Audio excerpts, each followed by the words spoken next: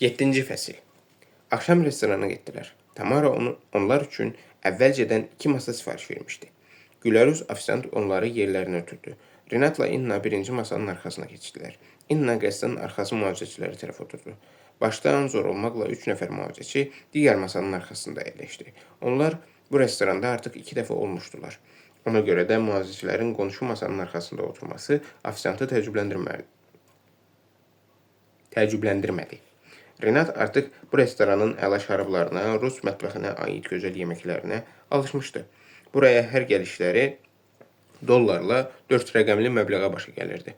Renat başa düşürdü ki, bu bahalı restorana da, ən yaxşı İtalyan və fransız şərablarına da, hətta əvvəllər heç vaxt dadına baxmadığı istiridiyələrə də dənizblizi. Yavaş-yavaş alışmağa başlayır. O həmişəki kimi sifarişini verdi və Somaliyə, fransızca sommelier, şərabların alınması, saxlanılması və müştəriyə təqdim edilməsinə cavabdeh olan restoran işçisi.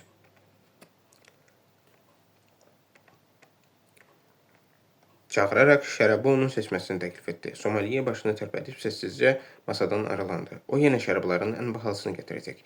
Inna qeyd etdi. Keçən dəfə bir şüşə şərab $1500 başa gəldi. Bu bir şüşəyə görə orta qiymətdir. Renat bildirdi. Burada qiyməti $5000-dan yuxarı olan şərablar var. Dəli olmusan? Inna içini çəkdi. O qiymətə şərabı necə istəyirlər? Bir şüşə şərabı o qiymətə necə satmaq olar? $5000 yaxşı bir işçinin bir illik maaşıdır. O qədər pulu götürüb verəsən bir şüşə içkiyə. Moskva ən bahalı şəhərlərdən biridir. Renat laqeydliklə dedi və mühafizəçilərinə tərəf baxdı. Onların spirtli içki içmədiklərini bilirdi. Amma yemək sifarişində onlar üçün heç bir məhdudiyyət yox idi.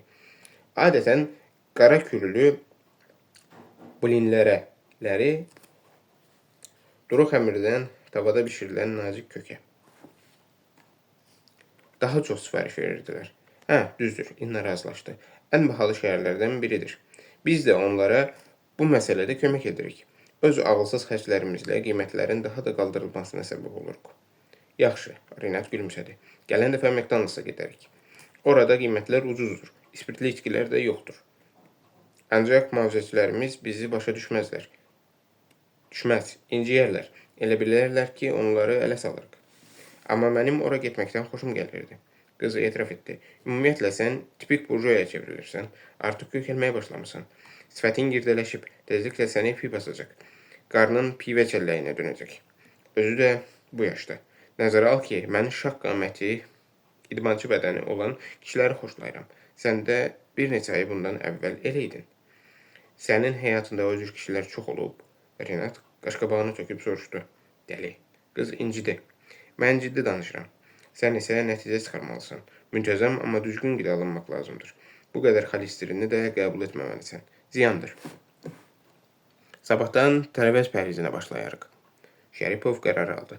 Elə olsa xoşuna gələrmi? Yox, sən həmişə cavan, sağlam və güclü bir insan kimi qalsan, mənim xoşuma gələr. Yaxın 100 il üçün söz verirəm. Yaraşıqlı ofisiant qız qəlyanaltıları getirdi. O açıq şəkildə Renata baxıb gülümsəyirdi. Inna üzünü turşutdu. Bir də bura gəlməyəcəyik, dedi. Burada hamı səni tanıyır. Deyərsən sənin mühafizəçilərin və bahalı yeməklər sifariş verməyin yerli cəmaata xüsusi təsir bağışlayır. Gördünmü o qız sənin üzünə necə gülümsəyirdi? O qız hesablamağı bacarır, Şəripov laqeyd halda dedi. Mənim mühafizəçilərimin nə qədər maaş ala biləcəyini təxmin edir. Təkcə bir naharın yaxud şam yeməyinin qiyməti bir neçə min dollardırsa, mənim pulumun necə çox olduğunu başa düşür.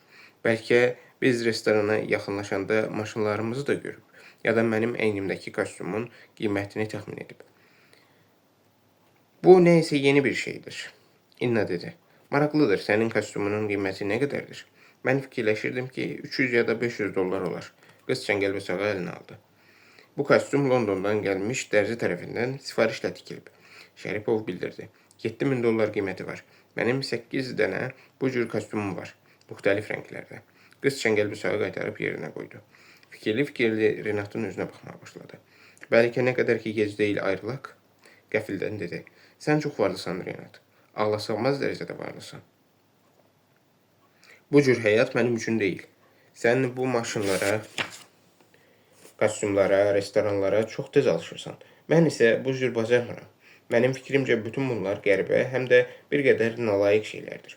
Gülmə, mənim həmişə pullarını bu şəkildə göyə sovuran Nuvor fransızca Nuvoriş, yeni varlı, aşağı təbəqədən olub qısa müddətdə varlanan adam. Zəhlim gedib. Biri $7.000 olmaqla 8 kostyum 200.000 rubla yaxın pul edir. Bəlkə ondan bir qədər az. Bütün bu naharlar, mağazaçılar, bizim dəbdəbəli mənzilimiz, sənin həddən artıq baxılı hədiyyələrin, mən bu cür yaşamağı bacarmıram, Renat. Mən daha sadə, sakit həyat öyrəşmişəm. İndi afisant qızlar bizi eşidib səni dəli hesab edəcəklər. Renat zarafat etdi. Səni qane etməyin nədir? Mənim kostyumlarım, mən elə bugün onları tulayaram, ya da müəzzəclərimə bağışlayaram. Bizim mənzilimiz, amma biz haradasa yaşamalıyıq. Özümüz də ailə üzvlərimizin sayını artırmağa hazırlaşırıq. Başqa nə? Bu restoran sənin xoşuna gəlmir? Bu dəqiqə başqasına gedərik. Şəripov afisantı çağırıb hesablaşmaq üçün əlini qaldırdı. Lazım deyil. İnna xahiş etdi. Heç yerə getmək lazım deyil. Sən məni başa düşmədin. Mən ümumiyyətlə təsəvvür edə bilmirəm ki, bundan sonra necə yaşayacaq. Yəni, bu qarillalar həmişə mənim arxamda əyləşəcəklər. Yəni, afisantlar həmişə sənə bu cür baxacaqlar. Sən də həmişə Somaliyə təklif edəcəksən ki, bizim üçün şərabı öz zövqünə görə seçsin. Sənə elə gəlmir ki, bu cür bütün gedişi əvvəlcədən məlum olan həyatdan adam dəli ola bilər. Hələ onu demirəm ki, bizim heç vaxt şəxsi həyatımız olmayacaq. Eləcə də uşaqlarımızın. Sən məni bu cür qoruyursan. Bəs uşaqlarımızı necə qoruyacaqsan? Axı səndən $1 neçə milyon qoparmaq üçün bizim uşağımızı oğurlamaq istəyən çox adam tapılacaq. Sən təsəvvür edirsənmi? Belə bir şey baş versə, mənim halım necə olar? Mən ağlımı itirərəm. Dərhal hər cür dəhşətli şeylər fikirləşməyə başlayaram. Deməli, biz uşaqlarımız üçün daha güclü mühafizə təşkil etməli olacaq. Hələ ki, bizim uşağımız yoxdur. Renat barışdırıcı səslə xatırlatdı. Onlar dünyaya gələndən sonra narahat olmağa başlayarıq. Afisant qız yenə bir neçə yemək gətirdi və onların demək olar ki, heç nə yemədiklərini görüb təəccübləndi. Yeməklər xoşunuza gəlmədi, deyə soruşdu. Qoyun qalsın, Renat dedi. Özümüz həll edərik. Qız gətirdiklərini masanın üstünə düzüb uzaqlaşdı. O nə baş verdiyini anlamırdı. Ona görə də hər ehtimala qarşı bir neçə metr aralıda dayanıb gözlədi. Hətta o qız da inana bilmirdi ki, bu cür yeməklərdən imtina edə bilərik. Biz bu cür yeməklərdən imtina edə bilərik. İnna acı-acı qeyd etdi. Bunun nə demək olduğunu başa düşürsənmi? Biz hər yerdə ağ qarğa kimi diqqət mərkəzində olacaq. Mən heç cür anlaya bilmirəm ki, səni narahat edən nədir? Bizim pulumuz, mən sənə söz verirəm ki, tezliklə mirasın böyük bir hissəsindən xilas olacağım. Onu başqa bir varisə, mərhum dayımın yaxın adamı olmuş bir Belçikalıya verəcəyim. Bizim vəziyyətimiz yenə əvvəlki kimi adi jurnalist kimi işləsə, ailənin vəziyyəti necə ola bilər? Bəlkə mən biraz pul ayırıb hər hansı populyar bir jurnal təsis edim. Sən isə jurnalın əməkdaşı olarsan, baş redaktor yaxud məsləhətçi işləyərsən. Hansı daha çox xoşuna gəlsə. Sadə həyat tərzimiz olar. Sükan arxasında mən özüm oturaram. Şəhər kənarına çıxarıq. Dostlarımızı kebab yeməyə dəvət edərik. Belə bir həyat tərzi səni qane edir. Sən o Belçikalını hardan tapmısan? İnna soruşdu. Bugün ikinci dəfədir ki, pullarından imtina edəcəyini deyirsən. Elə vicdanlı, dürüst Belçikalını hardan tapmısan? Tapmısan ki, sənin pullarını göyə sovurmasın və səni aldatmasın. Dürüst və vicdanlı olduğundan əmin deyiləm. Renat etiraf etdi. Amma pullardan arxayın ola bilərsən. Lap dəqiq bilirəm ki, o bizim pullarımızı göyə sovurmayacaq. Əksinə, hətta onları artırmağa çalışacaq. Nə haqda danışdığını başa düşmürəm, amma bu mənim işim deyil. İnna dərinə getmədi. Gəl yeməyimizi yeyək, yoxsa afisant qız indicə ağlamağa başlayacaq. O elə bilir ki, restoranlarında hazırlanan yeməklər bizim xoşumuza gəlmir. Renat qımışdı. Somaliyenin seçib gətirdiyi şərab çox yaxşı çıxdı. Hərçənd hesab da böyük idi. Onlara təqdim edilən bir şüşə qırmızı fransız şərabı $2000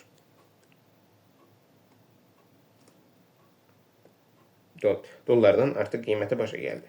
Bütün şam yeməyi isə mühafizəçilərin də hesabı daxil olmaqla $4000 tutdu.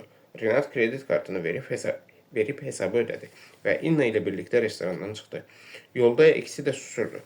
Onlara mənzilə 2 mühafizəçi ötürdü. Nəhayət qapı örtüldükdən sonra İnna divara söykənib şikayətli səslə dedi: "Mən bu cür bacarmıram.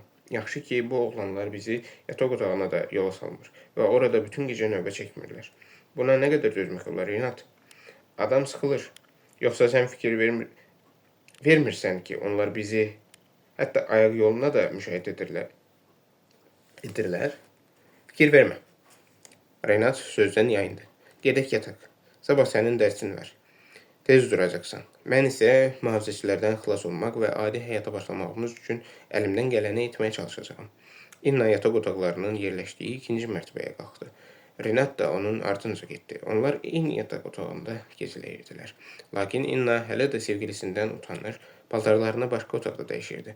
Sonra gecə köynəyində otağa gəlir, cəld qaçıb yatağa girir və Renat onu öpməyə başlayanda işığı yandırmağı qoymurdu. Bu dəfə də başqa otağa keçdi. 5 dəqiqədən sonra yataq otağına qayıtdı və o dəqiqə çarpayıya tərəf qaçdı. Renat gülümsədi.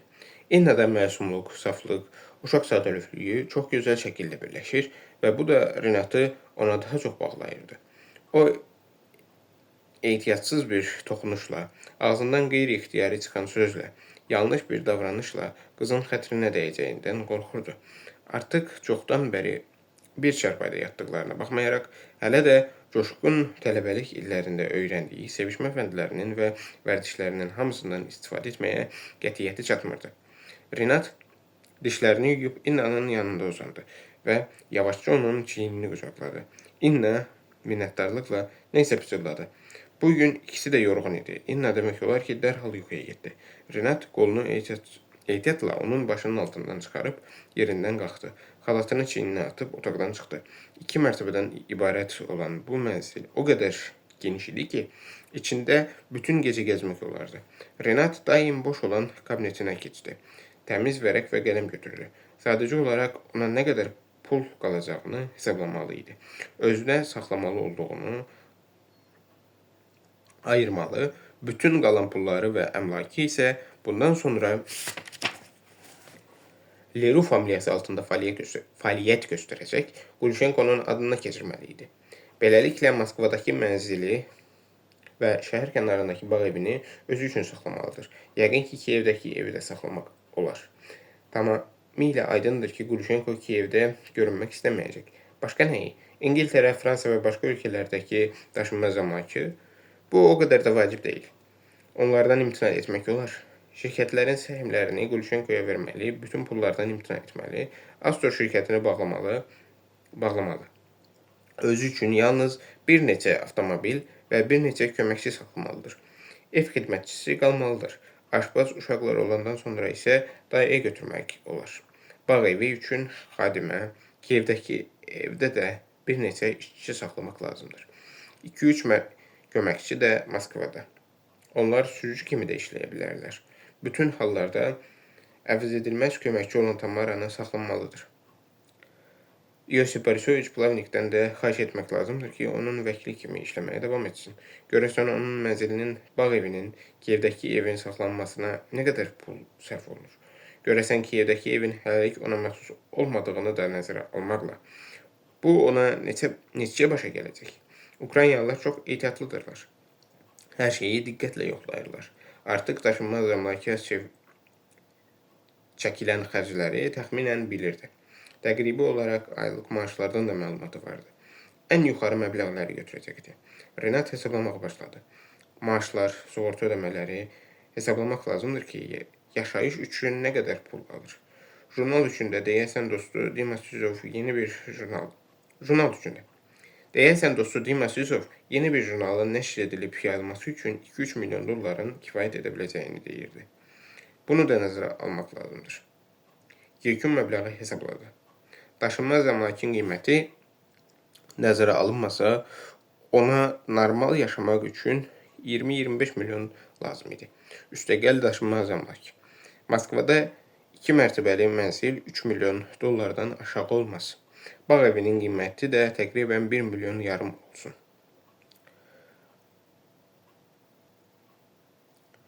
Bir o qədər də Kiyevdəki evin qiyməti. Ümumiyyətlə böyük məbləğ alınır. Amma bu Gulşenko üçün o qədər də çox pul deyil. Məsələn, vəkil Plavnik sadəcə sənədlərin tərtib olunması və rəsmiləşdirilməsi üçün bundan heç də az pul almır. Yosif Borisovich çoxdan idi ki, bütün başqa müştərilərindən və onlardan aldığı qonorarlardan imtina etmiş, diqqətini yalnız Rinat Şeripovun maraqlarının müdafiəsinə yönəltmiş və onun şəxsi vəkilinə çevrilmişdi. Vəkilinə və danışıqlardakı nümayəndəsinə çevrilmişdi.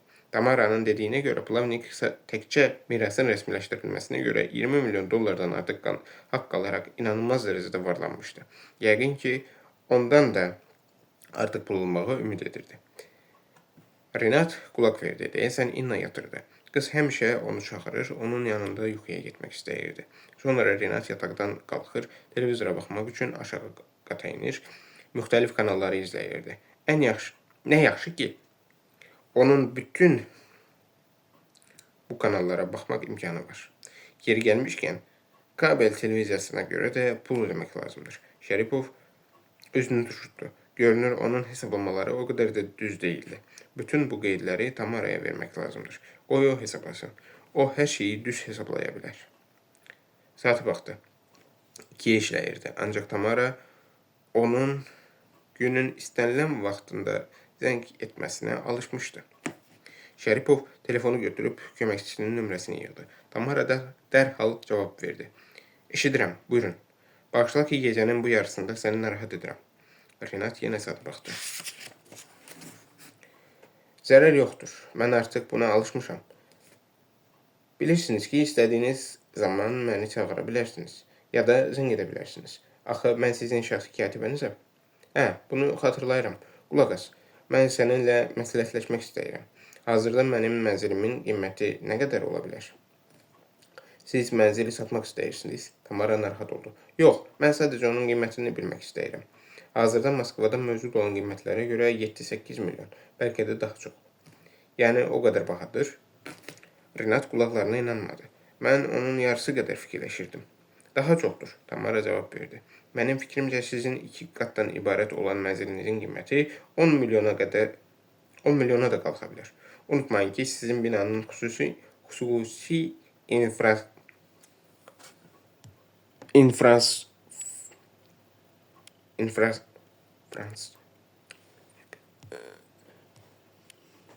infrastrukturu var.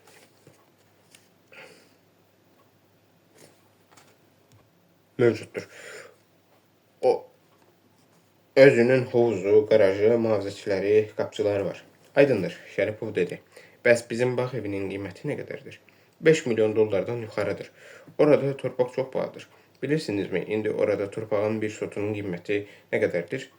Deməyə də qorxuram. Bəs Kiyevdəki evin qiyməti? Yosif Borisovich hələlik bütün sənədlərin rəsmiləşdirilməsini başa çatdırmayıb. Tamara xatırlatdı. Ukrayna tərəfindən narazılıqları var. Bunu xatırlamalısınız. Mən sizə demişdim. Bilirəm, yadımdadır. Həmin evin qiyməti nə qədər ola bilər? Dəqiq deyə bilmərəm. Yəni, elə bir sual var ki, sən onun dəqiq cavabını bilmirsən. Rinat gülümsədi.